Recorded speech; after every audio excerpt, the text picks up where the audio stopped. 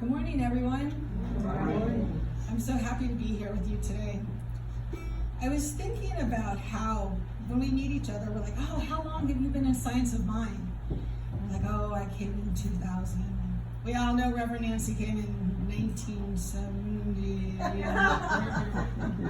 But I was thinking about this with my teaching that class starting tomorrow, Myth and Spirit. Like, you know, a lot of us came into Science of Mind in 1977.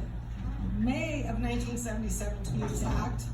I was 9 years old and my best friend Cheryl, her uncle took me and my friend to Pink's Hot Dogs, and then we went over to Grauman's Chinese Theater. We sat down, the curtains unfolded, and out came this nice thing. Long time ago in a galaxy far, far away. Yes, I think Science of Mind is Star Wars.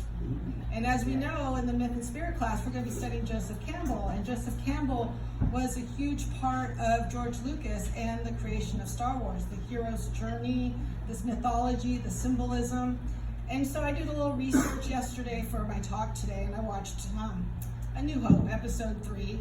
In my book, that's really episode 1. But, you know, for George Lucas, it was episode 3. So, as I was watching it, Obi-Wan Kenobi says, the Force is an energy field created by all living things. It surrounds us, penetrates us, binds the galaxy together. That sounds kind of familiar. I think there's a man called Ernest Holmes who says, there's a power for good and we all can use it. Sounds pretty similar to me. Obi-Wan also says, a Jedi can feel the Force flowing through him. That sounds familiar. It obeys your commands. Law, commands, it obeys your commands, the law. Let go your conscious self. This sounds familiar. Sounds very familiar. Your eyes can deceive you. Don't trust them. Obi-Wan, a very wise Jedi. Stretch out with your feelings. There's a lot of stuff in A New Hope, episode 3, that we can use here in Science of Mind. So Joseph Campbell wants us to see that each life has a mythic value. Human beings cannot survive without meaning. Myths are collective stories of what our lives mean. Mythology is the means by which we go beyond the appearance of the physical universe and access our own inner depths, ultimately the deepest part of ourselves, the one within all of us. So this class that I'm excited about tomorrow is going to follow the chakra system. We're going to start at the root chakras, and we'll discuss mythology in the living, physical, and social aspects of our life. Then we'll move up to the heart chakra, and we'll talk about the spiritual aspects of energy, like how we project stuff out onto people. Well, we know everything that people give to us, we're actually projecting. It's just all our lessons to learn. We know that part. And then finally, we're going to go talk about the higher chakras and the acceptance of God, our connection with God, our access to this higher power, our true reality.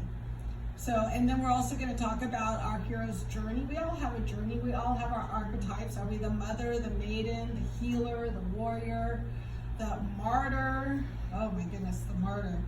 So, and then how are these symbols showing up in our lives? What are we doing in our lives? Like, how often do you dream about airplanes or circles or serpents or, oh, what else is there? Devil, death. Death is really a beginning. One of my students came to me yesterday. He's like, oh, Nikki, I need to stop lessons for a while. I got fired. I'm like, oh, congratulations. And he freaked out. He's like, what do you mean? I'm like, oh, it's a new chapter. If we looked at life, death is just really a rebirth. You have this whole new chapter coming towards you. So this kind of things in our life, this is our journey, this is our healing, this is our learning. And this is what Science of Mind is really all about, our connection to this power.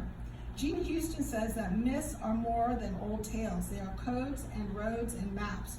Where we wind up on life's journey depends on the map we carry with us. What map are you carrying with you? What programming? How are we coded?